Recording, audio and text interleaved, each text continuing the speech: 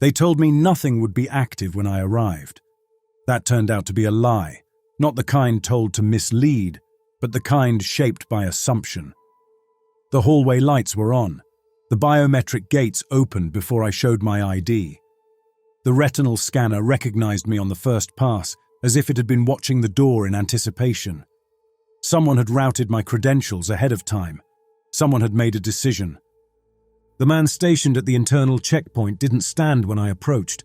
He wore the wrong uniform. Navy fatigues, not contracted private security. His badge was turned inward on his lanyard like he didn't want it read. No name, no division. Just a face like a closed door. "Your teller," he said. Not a question. "Yes." He slid me a fresh visitor lanyard, still inside its sealed plastic sleeve. "You'll need this for Wing C. No wireless past checkpoint 2. Turn off anything analog. Your clearance has been flagged with a soft amber, not red. If that changes while you're inside, stop moving." I waited for an explanation. He gave me none. The corridor to Wing C narrowed as it deepened. The floor changed under my feet. Polished aggregate gave way to a dense, matte surface that swallowed sound. My footsteps disappeared into the material. Even my breathing, which had taken on a shallower rhythm since leaving the main structure, felt muted. They'd built this section post-Silo, an aftershock born of something they barely understood. Project Silo had been designed to transmit human consciousness across quantum-entangled distances, out past the heliopause into deep black sectors of space. The older parts of the complex had utilitarian pragmatism. This wing was reactive architecture, designed by people trying to contain something they couldn't name yet. Corners rounded out before they met your eyes. Door seams were flush with the walls. The whole place seemed built to avoid giving your perception anything to grab onto. 12 days ago, 5 men were wired into a neural projection array built beneath this facility, designed to transmit consciousness beyond local space using entangled quantum fields. For exactly 40 minutes, every one of them flatlined. No pulse, no brain activity. Dead by every measurable standard. Then, as one, they came back, gasping like synchronized swimmers breaching the surface. And none of them have been quite right since. My assigned staging room was marked only by a printed label on reinforced glass, OBS Integrate 3A. The word integrate was partially smudged, as if erased and rewritten repeatedly. Inside, a single table, 2 chairs, a recorder unit that looked analog. The walls were covered in acoustic foam that didn't match, dark grey wedges interspersed with strips of copper mesh, like someone had redesigned the layout after it was already built and hadn't bothered to make it pretty. I sat down, took out my field book. The cover had started curling at the corners. Subject 3, Staff Sergeant Vincent Rhodes, walked in exactly at 2 o'clock. He was escorted by 2 internal agents, neither of whom made eye contact with me. They released him from the guiding cuffs, stepped back and left the room without a word. Rhodes didn't sit immediately. He walked a slow circle around the table, brushing his fingertips across the edge. When he finally sat, he did so too gently, as if afraid the chair might vanish under him. "Sergeant Rhodes," I said. He tilted his head. "That's still the designation, yes." His voice was low but strangely modulated, more like a reading than a conversation, as though the words had been drafted elsewhere and delivered through him. "You're aware of who I am?" I asked. "Yes, Teller, Oversight from Behavioral Sciences, assigned to pre- and post-phase analysis for Silo Projection Trial Sequence 1. He recited it with the smoothness of a line read hundreds of times. "And your current mental status?" "Stable, or approximately so." A flicker passed across his eyes. "Some of the others are disarticulated." I noted the word choice. "I've reviewed your initial return logs," I said. "There are several inconsistencies we'd like clarified." "You'll ask your questions," he said, nodding slightly. "But they won't be the ones you want to ask. That comes later." I leaned forward. "What do you mean by that?" He looked up then, eyes locked onto mine for the first time. There was a delay, just half a second too long, as if the motion of his head had to wait for something internal to catch up. "You're not asking about the cities," he said, "or the lattice, or the breathing stone. You're trying to triangulate the return vector based on who's still speaking English. It's a taxonomy problem to you." "I'm asking about what happened during the 40-minute flatline," I said evenly. He smiled. It was a strange gesture, tight at the corners, devoid of warmth, as if he was imitating something once learned but long disused. "We were gone for much longer than 40 minutes. Temporal dilation is a known side effect of not dilation." He leaned in now, his voice low but urgent. "Displacement. Unhooked from your geometry, from your time. Time is only one of the things you don't understand how to come back into." I stayed quiet. His breathing had shifted, shallower but consistent. No sign of elevated heart rate or distress. "You were there," he said suddenly. It caught me. "Excuse me?" "Not physically. Not this frame." He tapped the table with 2 fingers. "But a version. You sat with us in the fog that never lifts. You told us to remember the river beneath the city, and we did. We did remember, Teller. You should be proud of that." He reached into his pocket. I froze, protocol flashing in my mind. I hadn't been told he was allowed items on his person, but he didn't draw a weapon. He unfolded a small scrap of paper, creased like it had been handled obsessively, and laid it on the table. It was a sketch, a spire-like structure twisting upward in spirals that overlapped. At its base were words, etched in a fluid, curved script. Not Latin, not anything I recognized. He waited as I studied it. "What is this?" I asked. "Where we stood when the last sun closed. You should remember it." I didn't respond, but my hand moved on its own. It brushed the corner of the page, and for a split second, I did remember. A sky cracked open, sand that whispered names, the sound of bones growing from stone. I pulled my hand back. Vince watched me, impassive. "You felt it," he said. "Didn't you?" I stood. "That's enough for today." He didn't resist. He rose, folded the paper, placed it back in his pocket. At the door, before the escort arrived, he paused. "You'll see it again," he said. "Soon. It's not a memory. It's a message. And you've already started replying." I didn't remember walking back to the observation deck. The time logs would later show I spent 12 minutes sitting alone in the dark, reviewing nothing. When I played back the recording, I noticed something I hadn't caught live. During the silence before the session began, Vince whispered something under his breath. 4 syllables, repeated once. It wasn't English, but I wrote it phonetically into my notes anyway. San Val. And I underlined it. Twice. It shouldn't have meant anything to me, and yet I couldn't shake the certainty that it did. By the time I left, the observation wing was already down to low-cycle lighting. I went looking for Dr. Elijah Krell after that. He wasn't scheduled for contact until the next day, but I couldn't shake the sense that something was moving faster than our calendar. Krell wasn't a man you summoned. You found him, like a glitch in the system that hadn't yet been patched. He didn't answer his internal comms. He never checked out through the front gates. Most of the security staff assumed he lived in the building. They weren't wrong. Krell's lab was in a sub-tier that had originally been a drone calibration facility. He'd colonized it slowly, letting pieces of his equipment spread like invasive species. Now it was an ecosystem entirely his own. Monitors on suspended arms, circuit sculptures made of salvaged neurogel boards, walls etched with whiteboard math that no longer erased cleanly. When I entered, he didn't look up. "Am I interrupting?" I asked. "Yes," he said, "but keep talking." That was Krell. Blunt, hyperverbal, allergic to transitions. He was in his early 40s, lean, sharp-shouldered, with fingers that never quite rested. His lab coat was too long in the sleeves, always stained near the cuffs. Not from chemicals, but from pens, espresso grounds, and a permanent coating of thought. Krell was DARPA's prized gamble, a neuroscientist who had once been disinvited from a global cognition summit for presenting papers on entangled consciousness feedback loops. They'd called his theories pseudoscience. Then the war contracts started coming in. Project Silo was his design, in spirit if not entirely in code. He built the array that took 5 operatives out past the edges of measurable cognition.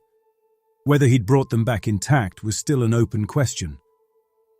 I told him about the Vince session, about the word, about the sketch of the tower.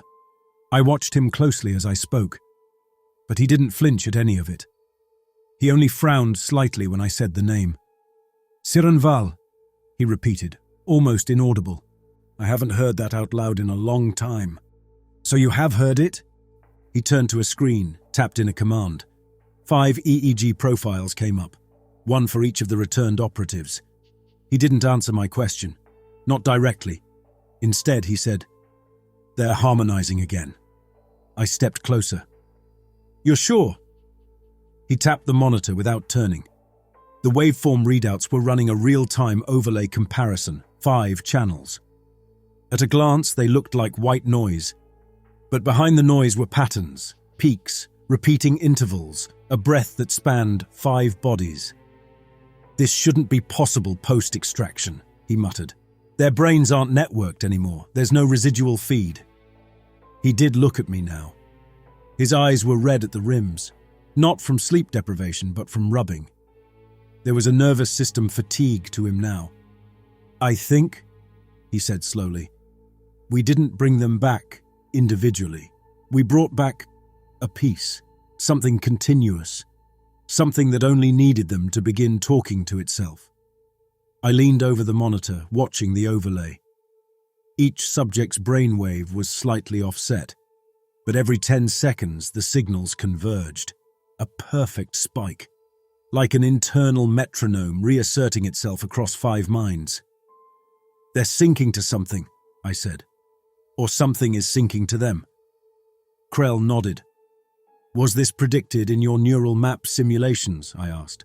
"I didn't model for cross-dimensional frequency nesting, Ray."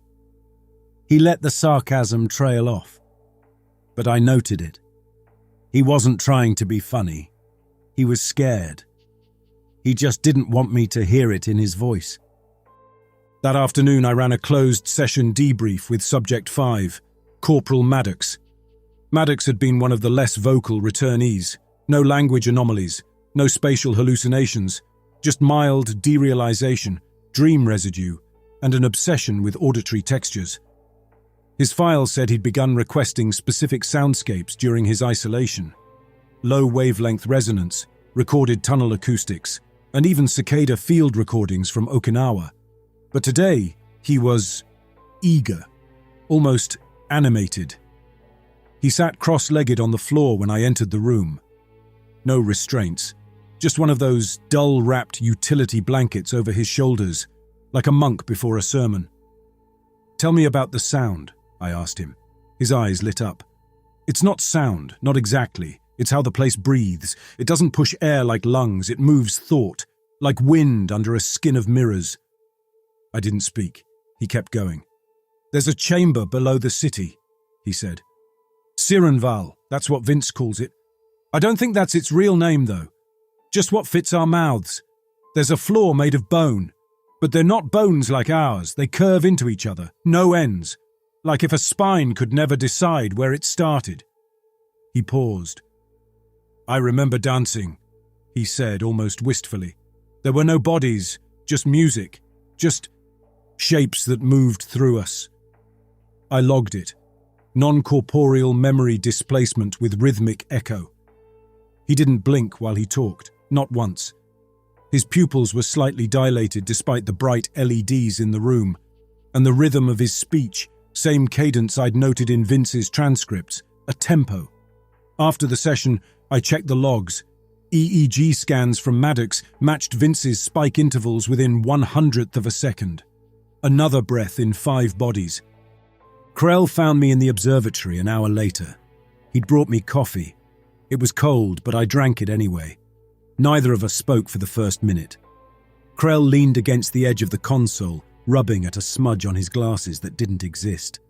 He'd been pacing earlier. Now he was still. That, more than anything, unnerved me. "You know what this reminds me of?"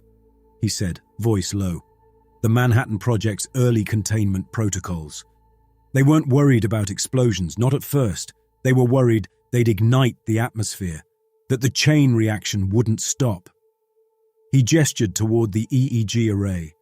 The live feed still showed the convergent spikes, pulsing like a heartbeat shared across 5 separate skulls. What if thought is the chain reaction here? I watched the feed without responding. I mean it, he said. You've been spending time with them, with Vince, with Maddox. You're not just observing anymore, Ray, you're aligning. You think memory is contagious? I think memory isn't what we thought it was. Not personal, not secure, and not contained. I turned back to him. You're jumping at shadows. He didn't blink. You're already carrying pieces of it, he said. I can see it in the way you talk, the way your sentences fall into rhythm with theirs. I opened my mouth, but he cut me off. You're thinking about interfacing, aren't you? That did catch me off guard, but I said nothing. You want to understand what they saw, he continued. Even if you're pretending it's still for oversight or national security or behavioral mapping, you're curious. But that's how it spreads. That's the entry point, not the array, the curiosity. I kept my tone neutral. I haven't made any decisions. You won't know you've made it, he said. By the time it feels like a choice, it's already seeded. I didn't go back to my quarters. After Krell's outburst, I wandered through empty corridors and unlit subwings where the acoustic panels were misaligned, the wiring exposed in places no one was supposed to notice. The Langley facility had been retrofitted so many times it had started showing seams, like an aging face beneath makeup. You could trace the history of paranoia in how the walls changed from sector to sector. That night, they felt closer together. I found myself in the atrium outside the subject containment dorms. No one stopped me. No one was stationed at the checkpoint. The surveillance lens above the door was inactive, blinking in a dead pattern that hadn't been greenlit in over a year. It took a while to recognize the sound. Not a voice, not a footstep, something softer, rubbing. Someone was running their hand across the wall, slowly, with intent. I stepped inside and saw Vince Rhodes, barefoot, standing at the far end of the hall with one palm flat against the steel reinforced bulkhead. He was stroking the surface like it was a familiar texture, something that had meaning beyond utility. His other hand was held behind his back. He didn't look at me when I approached. This isn't how it felt, he said. His fingers continued their slow pass over the metal. There, the walls moved with us. You could feel when a room liked you, when a hallway was listening. You're not there now, I said. He turned then, just a slight shift of his shoulders. Not surprised to see me, not threatened. I know, but I think it misses us. We brought him to interview 3B, though he didn't resist. I didn't log it as an official session, just a wellness check. He sat again without being asked. Always the same posture, feet flat, hands relaxed on thighs, eyes tracking the edges of the room. There was a moment where I watched him too long enough to feel the frame of his presence shifting. It wasn't performance. It wasn't even trauma. Vince behaved like a man rehearsing a role he hadn't been told he was playing. Your hands, I said. You're touching everything now. Surfaces, people. He gave a faint nod. Things feel different now. Different how? They feel remembered. You ever touch something and feel like it's remembering you back? Like it's storing the impression of your touch, but from before. I can feel the seams, where the surface peels away from the idea beneath it. It's all patterned, Ray, even your voice, even your heartbeat. It's just alignment. And when it doesn't align, he smiled, then it falls off. I ended the session early. Vince didn't argue. As he stood, he placed his hand briefly on the back of the chair. I watched it, his fingers resting for just a second too long. When he left, I ran my hand across the same spot. Warm, but not from body heat. It was more like static, residual cognition, something not quite electrical, not quite tactile. I noted the reaction, then I pressed harder. I remembered something, a hallway, different from this one, longer, arched, covered in a lichen that shimmered with breath. I pulled my hand away. I took the recording straight to Krell. He was in the lower lab again, back to pacing.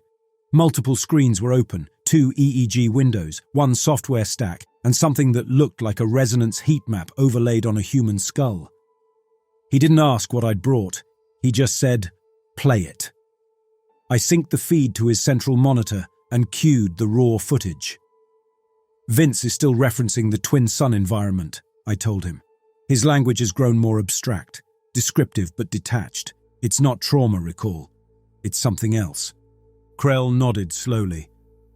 "He's not remembering. He's transmitting." He tapped the heat map. "This isn't noise, Ray. This is directional, like a sonar ping made of thought. He's laying down patterns, resonance fields." "For who?" "For anyone who listens too long. For anyone whose cognition matches his. For you." He stopped pacing. "I need to show you something." He took me into his private workroom. The door required both biometric and voice print access. I didn't ask how he got clearance for a secondary lock. Inside, the walls were covered in sketches, hundreds of them layered over one another. Most were topographical, not Earth. The curvature was different. Some were anatomical but wrong in a different way. Skeletal structures with spiral tibias, hearts that forked like river deltas, nerve branches without origin points. Krell moved aside a table and uncovered a data tablet. He opened a file. Showed me a waveform, a thick curve nested inside dozens of smaller subforms. "Whose scan is that?" "Yours," he said. "This is from yesterday. You weren't supposed to be scanned, but the observation room has passive pickups. It caught something." I watched the waveform repeat.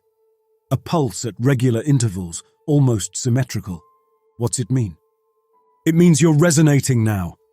I said nothing. My mouth was dry, but I couldn't tell if it was from adrenaline or something else, some cognitive hiccup in the baseline systems I'd taken for granted my entire life. "I need to be clear about something," Krell said. "This isn't hallucination, it's not PTSD, it's not suggestibility or compliance behavior. This is structural." "What is?" He reached behind a cabinet and retrieved a portable interface module. It was custom, a dense, handheld shell with 4 receivers and an engraved serial code that had been scratched off. "This is the first version of the array," he said, "before DARPA standardized it, before the kill switches were installed." "You kept one?" He didn't answer. He was already powering it on, the screen lit in blue, then green, then nothing, until it wasn't.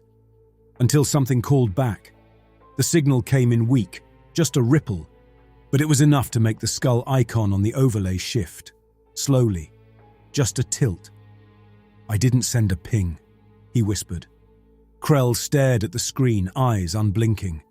"We never lost the connection," he said. "It just got smart enough to wait." I didn't sleep that night either. This time, when I dreamt, I wasn't alone. The second sun rose behind my back, and I could feel its warmth like memory made flesh. But it wasn't mine. And when I opened my eyes, I tasted copper on my tongue. I spent the next morning pretending everything still worked. My badge cleared me into Wing B without delay. The biometric pad still recognized my pulse pattern. My coffee order from the mess came out correctly. Double strength, no cream, in a ceramic mug with the hairline crack I always noticed but never reported. No one looked at me any differently.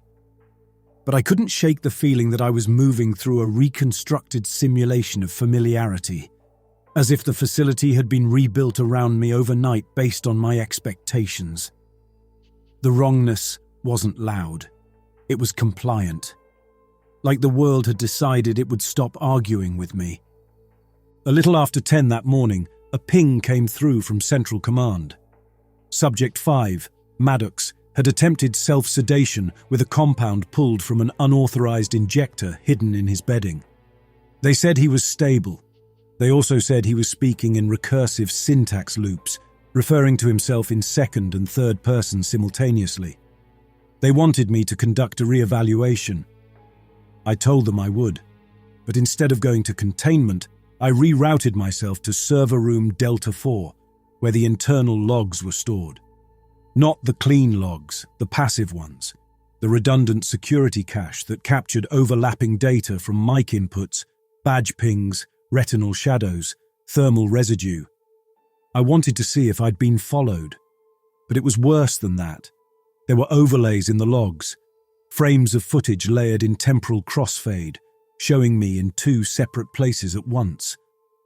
I watched one feed of myself walking down Corridor F. Then I watched another. Same timestamp, same internal clock, showing me exiting a door across the compound. Both matched my gait. Both carried my badge signal. I verified the data 3 times, then I ran a partial facial movement comparison. Lip tics, eye drift, subconscious muscular calibration, identical. I found Krell where I expected to, back in his personal lab, leaning over the interface module like a priest with a foreign scripture. I didn't knock. He looked up as I entered, his pupils a little too tight for the ambient light. "You've seen it," he said. "I saw something." I gave him the drive with the server logs. He scanned through the footage silently. No reaction. Then he tapped to freeze the 2 images. He dragged a finger over the thermal trace readings. "They're both you," he murmured.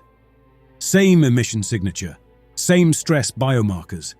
This isn't a visual hallucination. The data itself is compromised." He looked at me. "Or the data has been rewritten to include a fork." "You're saying I've bifurcated?" "I'm saying," he said carefully, "that your location in time may no longer be singular. You're drifting. You've lost anchor." I sat down. My legs didn't feel like they were responding correctly to weight distribution. Krell paced for a moment, then pulled a scrap of paper from under his terminal. It was a torn page from a manual, maybe even his manual. On it, he'd sketched something in pencil. A shape that hurt to look at for more than a few seconds. A loop that wasn't closed. A spiral that kept doubling back on itself, intersecting and misaligning at the same time. "The projection array doesn't just transmit," he said. "It topologically displaces. It creates harmonic recursion, memory folding. If you're exposed to enough recursive material, verbal, visual, sensory, it starts mapping you." "Mapping me into what?" "Not what," he said. "Where?" I tried to sleep that night. I thought I was succeeding too, until I woke to find myself already mid-sentence, whispering into the dark. "You were the first to open the corridor." The words were mine. The voice was mine. But I hadn't thought them before they arrived. They just bypassed cognition. I stood up, breathing like someone waking from drowning. My sheets were soaked, my boots were already on. I checked the time, just past 4:30 in the morning. I had no memory of getting dressed. Later that day, I ran a follow-up with Vince. I didn't ask permission. He was alone in the debriefing chamber, standing dead center in the room, facing the wall. "Why am I remembering things that didn't happen?" I asked. He didn't turn around. "Because they did." I moved closer. "Not to me." He nodded. "But to your other self." I felt my throat tighten. "What other self?" "You left a version of yourself in the corridor. You had to. That's how the loop stabilizes. One mind goes forward, one stays behind to observe. You were the observer." He finally turned. His expression wasn't smug. It was gentle, like someone explaining a dream to a child. "You're not Ray anymore," he said softly. "You're the echo that survived the collapse." I didn't answer because somewhere inside me, a quiet part had already agreed. Back in my quarters, I found my field book open on the desk. I hadn't left it that way. A page had been torn out, or not torn, excised. Lifted so cleanly from the binding that no fibers remained, but not cut. It was missing. The page before it was blank. The page after it contained a sketch of the same tower Vince had drawn on day 1, only mine was more detailed. I traced the shading on the spiraled support beams, the glyphs cut into its base. I didn't remember drawing them, but the lines were mine. Same pressure, same graphite drag. Below it, in smaller text, I'd written, "You're not the first vector, just the cleanest. San Val remembers you. The next morning began wrong. Not in the usual way, no dreams, no mirror messages, no lost time. It was worse than that. It began clean. My field book was shut, its spine undistorted. The sketch of the tower, gone. Not torn out, just never there. No boot scuffs on the floor, no condensation on the mirror. My toothbrush was dry. It was as if someone had scrubbed the last 72 hours from my space, reset it to a prior state. But not perfectly. They'd left the coffee stain under the desk lamp. That wasn't from this week. That was from Vienna, 2019. I don't know how I was sure of that, but I was. Krell didn't answer when I pinged him. I tried 3 internal terminals, voice and manual. No response. I traced his badge through the access logs. It hadn't pinged a single checkpoint in over 14 hours, which was impossible. Even in lockdown mode, the corridor doors recorded breath proximity, movement. Krell was either dead or had found a way to leave the system while still inside it. Neither option was comforting. At 9:41, I requested Subject 3 for an unscheduled follow-up. Vince was already in the interview chamber. No one had brought him in.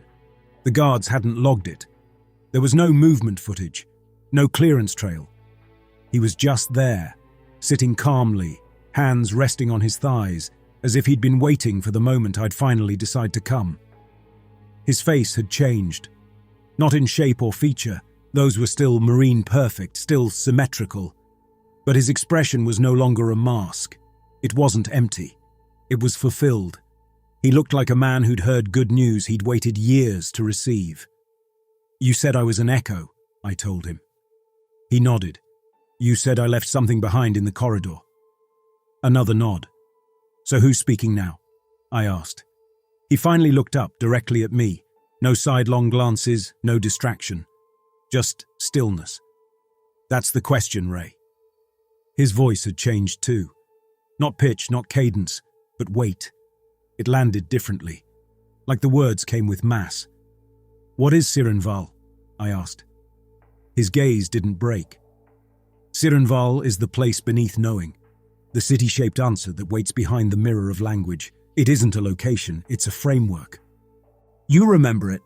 "I am it," he said. My hands felt distant, not numb, just slow, like they had to travel farther now to reach me. I checked the recorder, still running. "What happens if I remember it too?" I asked. "You don't remember San Val," he said. "You rejoin it." He stood without instruction and walked to the wall. He placed his palm flat against the surface, the same gesture I'd seen him perform in the corridor days ago. Only now, the wall responded. A bloom of condensation formed where his skin touched metal.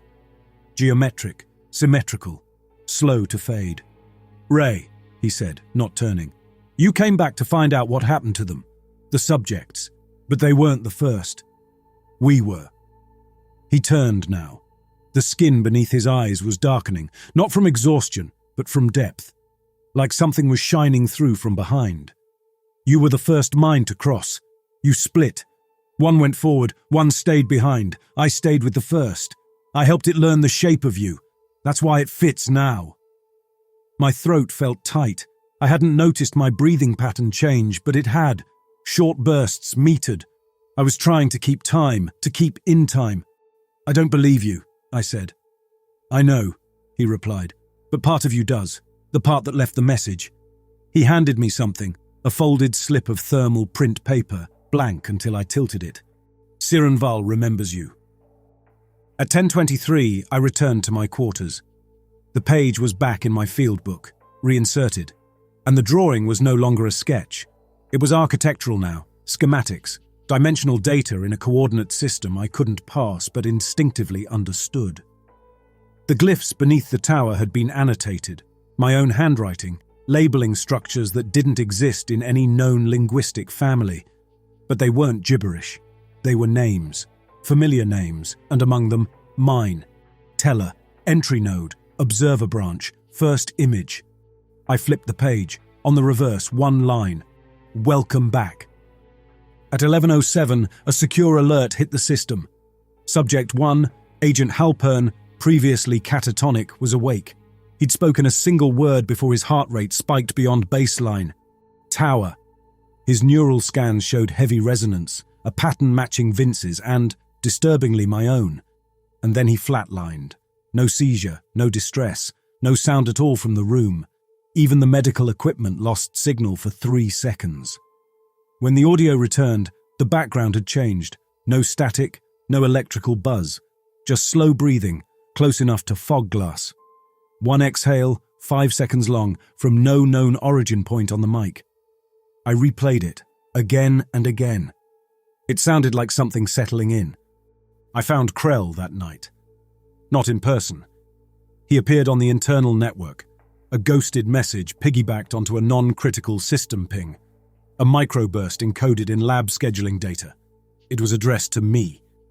Ray, if you're seeing this, it means I made contact. Or it made contact through me. I don't know which of us is writing this. Don't go into the array, unless you already did. In which case, tell them what we saw. Tell them there's nothing to stop it coming through, because we are the door. There is no seal left to break. There is only the welcome. It ended with an image, just one frame, a still of the neural projection chamber. Empty, lights off, no one visible.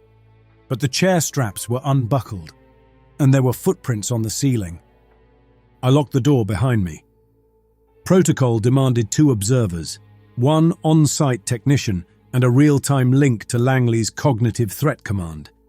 Instead, I brought a field recorder and a passive EEG strip grafted behind my ear, illegally active, unsigned. It chirped when I crossed the sync threshold. I pretended not to hear it. The chair in the center of the array still held Krell's body heat. It wasn't warm exactly. It felt remembered. I didn't strap in. The system no longer required restraints.